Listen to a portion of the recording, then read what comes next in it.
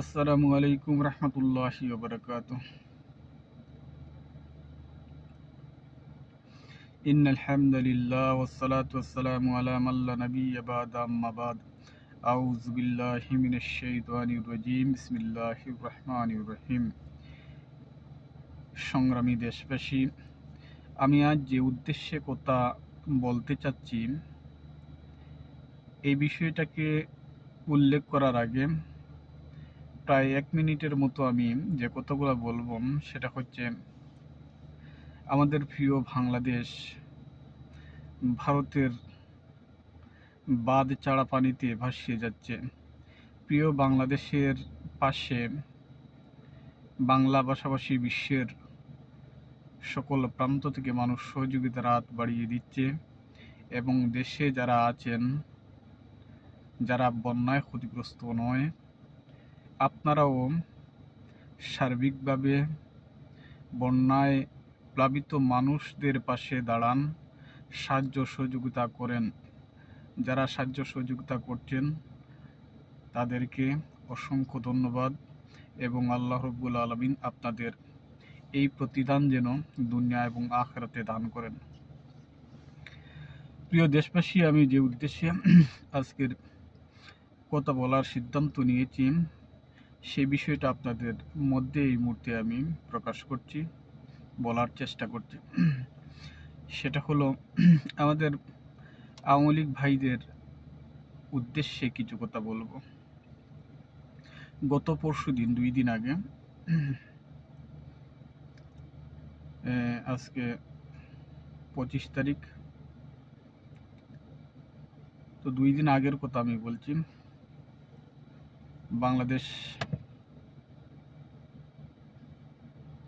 বাংলাদেশের একজন সুনামধন্য বিচারপতি ছিলেন আওয়ামী লীগ সরকারের দুঃশাসন আমলের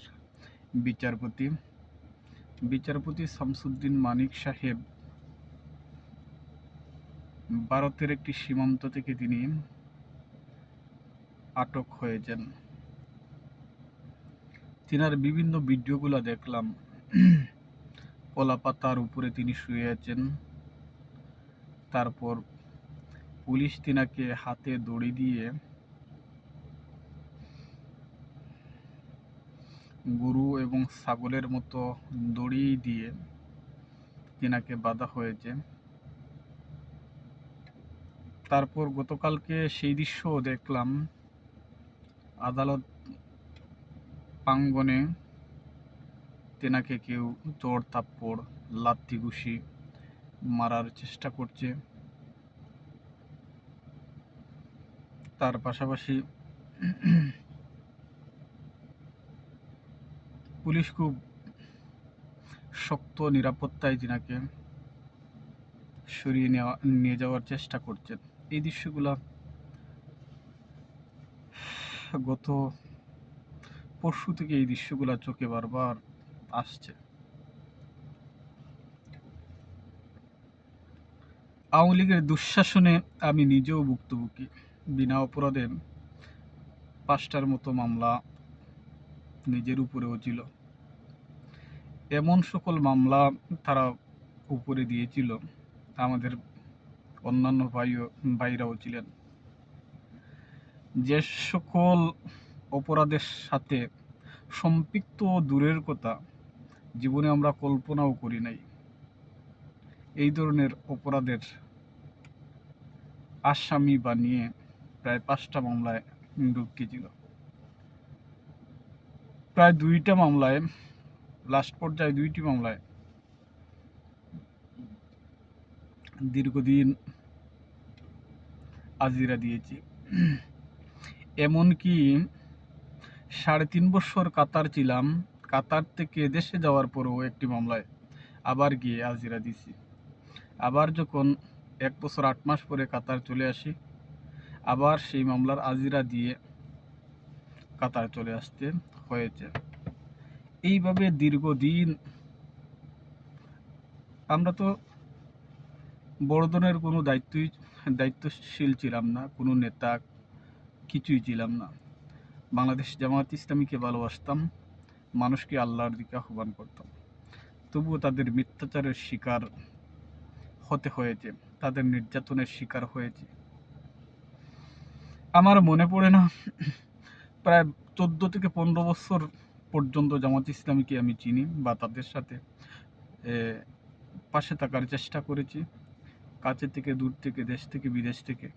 এই 14-15 বছরের ভেতরে আমার একটা দিন মনে পড়ে না একটি মাটির একটি ঢিল নিয়ে হাতে মুষ্টি করে কারোর উপর আপনার ঢিল ছুঁড়ে মেরেছি।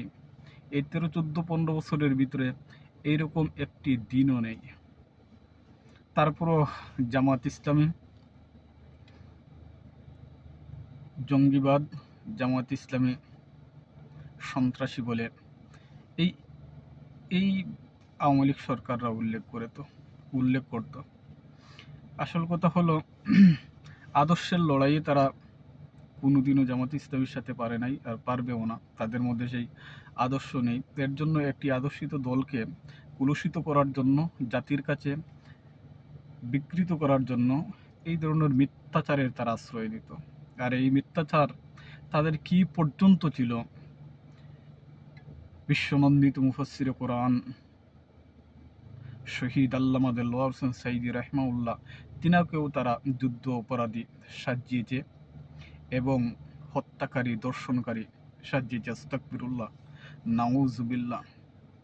সেই দিন সারা পৃথিবীর আকাশ বাতাস কেঁদেছে তিনার জন্য।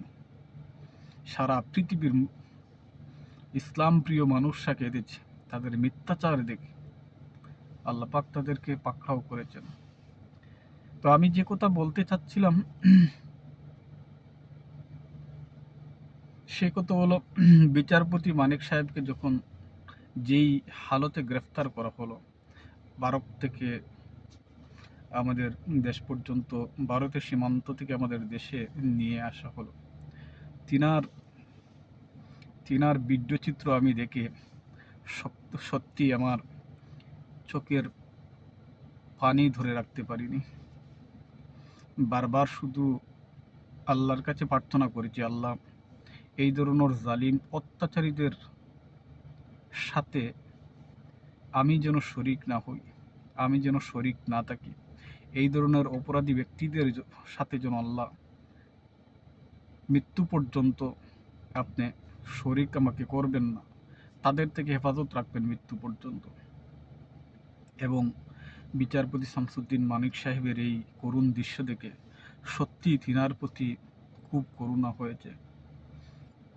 দেশের সর্বোচ্চ আদালতের একজন বিচারপতি, যার ব্রিটিশ পাসপোর্ট আছে, এই ধরনের একজন সম্মানিত ব্যক্তি, যাকে দেশ এবং জাতি সালাম স্যালুট জানাবে, আজকে সেই ব্যক্তির এই করুণ পরিণতি কিসের জন্য? একমাত্র তারা নীতি আদর্শ থেকে তারা সরে গিয়েছিলেন। তারা তাদের বিবেককে হত্যা করেছিলেন। তারা ক্ষমতার লোভে, অর্থের লোভে তারা যে মিথ্যাচার করেছিলেন, যে অমানবিক আচরণ করেছিলেন এদেশের ইসলামপন্থীদের উপর, এদেশের মানুষের উপর, আল্লাহ রব্বুল আলামিন তা বরদাস্ত করেন নাই। এদেশের লক্ষ লক্ষ কোটি কোটি মানুষের চোখের পানি এই জমিনে পড়েছে। এদেশের লক্ষ লক্ষ মানুষের রক্ত এদেশে ঝরেছে। আল্লাহর কাছে ফরিয়াদ করে আমি নিজেও কেঁদেছি যে আল্লাহ এই জালিমদের আপনি পাকড়াও করুন। মক্কা মদিনায় পর্যন্ত গিয়ে আল্লাহর কাছে প্রার্থনা করেছি। সেটা দেশ স্বাধীনের পরে আমার সৌভাগ্য হয়েছে। 5ই আগস্টের পরে আমার যাওয়ার সৌভাগ্য হয়েছে মক্কা মদিনায়। তো আল্লাহর কাছে বলেছি, আল্লাহ ঠিকই আসলে তাদের পতন দেখিয়েছেন। আমরা কখনো কল্পনাই করতে পারতাম না যে তাদের পতন দেখব, কিন্তু আল্লাহ ঠিকই তাদের এই পতন দেখালেন। জালিমকে কিভাবে আল্লাহ পাকড়াও করেন সেটা আল্লাহ সচক্ষে দেখালেন। কিন্তু বিচারপতি মানিক সাহেবের এই করুণ দৃশ্য থেকে সত্যি খুব কষ্ট হচ্ছে। কেন আজকে এই পরিণতি আপনাদের হবে? কেন আপনাদের এই পরিণতি হবে? আপনারা আমাদের এই দেশের ভাই, আজকে কেন আপনারা মানুষের লাথি লাথি থাপ্পড় কিল ঘুষি খেয়ে আপনারা আজকে অপদস্থ হবেন কেন? এই কেনর প্রশ্নের উত্তর নিজের কাছে আছে। আপনারা যা করেছেন, আমি এই কথা শুধু বলবো, আমাদের আওয়ামী লীগ ভাই যারা করেন, আমাদের সমবয়সী অনেক ভাই আওয়ামী লীগ করেন, অনেক পরিচিত আওয়ামী লীগ ভাই আছেন। আমি বলি ভাই, আপনাদের দলের নেতা যারা, তাদের এই দুঃশাসন আপনারা আপনাদের নিজের চোখে দেখেছেন। এরপরেও যদি আপনাদের বিবেক জাগ্রত না হয়, তাহলে একদিন না একদিন এই ধরনের করুণ পরিণতি আপনাদেরও উপরে আসবে। তাদের এই গণহত্যা, গুম, খুন, আয়নাগরের দৃশ্য আপনাদের চোখে সুস্পষ্ট আসার পরও যদি আপনারা এই পথ থেকে ফিরে না আসেন, দুনিয়া এবং আখরাতে এইভাবেই লাঞ্ছিত হতে হবে প্রিয় ভাইরা।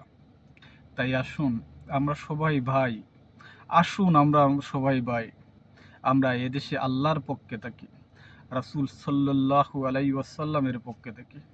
আসুন আমরা সবাই মিলে একসাথে বসবাস করি, আমরা দেশটাকে সাজাই। ভাই কি হবে এত টাকা দিয়ে? কি করব আমরা এত টাকা দিয়ে? 100-200 তালা বিল্ডিং দিয়ে কি হবে? আমেরিকায় বিলাসবহুল বাড়ি দিয়ে কি করব আমরা? আমরা দেশে থাকি। আসুন আসুন কোনো রকম যতটুকু 3 বেলা ভাত খেতে গেলে যে পরিমাণ আমাদের অর্থ থাকার প্রয়োজন, আমরা এই প্রার্থনা আল্লাহর কাছে করি। আর বাকি আমাদের শ্রম সাধনা অর্থ যেন দেশ এবং জাতির কল্যাণে ব্যয় করতে পারি। আসুন আমরা এই প্রার্থনা করি, এই শপথ নেই, দেশ জাতির কল্যাণে আমরা এগিয়ে আসি, আমরা সবাই মিলে কাজ করি। আসুন এই দুর্বৃত্তদের পথ থেকে আপনারা ফিরে আসুন। কিছু মানুষ কিয়ামত পর্যন্ত থাকবে অপরাধের পথে, লাঞ্ছনার পথে, লুটপাটের প্রতি কিয়ামত পর্যন্ত কিছু মানুষ থাকবে। আপনারা কেন তাদের পথ ধরে আপনাদের জীবন ধ্বংস করবেন প্রিয় ভাইরা? এই পৃথিবীর সর্বশ্রেষ্ঠ আদর্শ হচ্ছেন মুহাম্মদুর রাসূলুল্লাহ সাল্লাল্লাহু আলাইহি ওয়াসাল্লাম, আল্লাহর নবী সাল্লাল্লাহু আলাইহি ওয়াসাল্লাম। কিভাবে ব্যক্তি জীবন পরিচালনা করতে হয় তিনি দেখিয়ে গিয়েছেন। কিভাবে সব পারিবারিক জীবন আমাদের পার করতে হয়, আল্লাহ নবী সাল্লাল্লাহু আলাইহি ওয়াসাল্লাম আমাদেরকে দেখিয়ে দিয়েছেন। কিভাবে আমাদের সমাজ জীবনে আমরা কিভাবে কাজ করব, রাসূল সাল্লাল্লাহু আলাইহি ওয়াসাল্লাম আমাদেরকে দেখিয়ে দিয়েছেন। কিভাবে রাষ্ট্রীয় জীবন আমাদের অতিবাহিত হবে, আল্লাহ রাসূল সাল্লাল্লাহু আলাইহি ওয়াসাল্লাম দেখিয়ে দিয়েছেন। মানুষের ব্যক্তি জীবন থেকে আইন, আদালত, ব্যবসা বাণিজ্য, রাষ্ট্র শাসন, আল্লাহর নবী সাল্লাল্লাহু আলাইহি ওয়াসাল্লাম সবকিছু দেখিয়ে দিয়েছেন। সবকিছুর নির্দেশনা আল্লাহর পক্ষ থেকে রয়েছে প্রিয় ভাইরা। তাহলে আমরা কেন আবার শেখ মুজিব সাহেবের আদর্শকে ধারণ করব? তিনার আদর্শ তো প্রিয় ভাই আল্লাহ রাসূল সাল্লাল্লাহু আলাইহি সাল্লামের পরিপূর্ণ আদর্শ তিনার মধ্যে নেই, হয়তো 2-3% থাকতে আছে, যার মধ্যে আপনার 98%ই আপনার রাসূল সাল্লাল্লাহু আলাইহি সাল্লামের আদর্শের সাথে যার আদর্শের মিল নেই। আমি কেন তার সৈনিক হব? আমি কেন জিয়ার সৈনিক হব? আমি কেন এরশাদের সৈনিক হব? আমরা সবাই মুহাম্মদ রাসূলুল্লাহ সাল্লাল্লাহু আলাইহি সাল্লামের অনুসারী এবং আল্লাহর সৈনিক। আসুন প্রিয় ভাইরা, মুক্তির পথে আসুন। আজ আপনাদের প্রতি আমাদের কোনো বিদ্বেষ নাই, আজ আপনাদের প্রতি আমাদের কোনো প্রতিশোধ নাই। আপনাদের জন্য রয়েছে আমাদের বুক ভরা ভালোবাসা, বুক ভরা দরদ। যারা এই অত্যাচারীদের সাথে আপনারা স্লোগান দিয়েছেন, আমাদের বিপক্ষে আপনারা আমাদের আমাদের শীর্ষস্থানীয় দেশপ্রেমিক, ইসলাম প্রেমিক ব্যক্তিদেরকে আপনারা ফাঁসির দাবি করেছেন। আজকে আপনাদের প্রতি আমাদের সেই পাল্টা কোনো প্রতিশোধ নাই, কোনো ঘৃণা নাই, আপনাদের প্রতি আছে ভালোবাসা। আপনারা ইসলামের পথে চলে আসুন। আপনারাই তো আপনারাই তো সেই ওমর রাদিয়াল্লাহু তাআলার উত্তরসূরি ছিলেন। আপনারাই তো হযরত আলী রাদিয়াল্লাহু তাআলার উত্তরসূরি ছিলেন। আপনারাই তো হযরত বেলাল রাদিয়াল্লাহু তাআলার উত্তরসূরি ছিলেন। আপনারাই তো হযরত খুবাইব রাদিয়াল্লাহু তাআলার উত্তরসূরি ছিলেন। তবে কেন আপনারা চলে গেলেন ফেরাউন এবং নমরুদ, আবু জাহিল, আবুল হাব, উতবা, সাইবা তাদের পথে? কেন আপনারা চলে গেলেন ইয়াজিদ শিমারের পথে? কেন আপনারা চলে গেলেন নমরুদের পথে? সেই পথকে, সেই পথের উপর থুতু নিক্ষেপ করে বীর, ইসলামের বীর সেনানীর মতো ফিরে আসেন ইসলামের সুশীতল ছায়াতলে। আর ঘোষণা করুন, হে আল্লাহ, জীবনে যা অপরাধ করেছি ক্ষমা করে দিও। আপনার দিন প্রতিষ্ঠার আন্দোলনের সাথে আমাদেরকে মৃত্যু পর্যন্ত শরীক রেখো।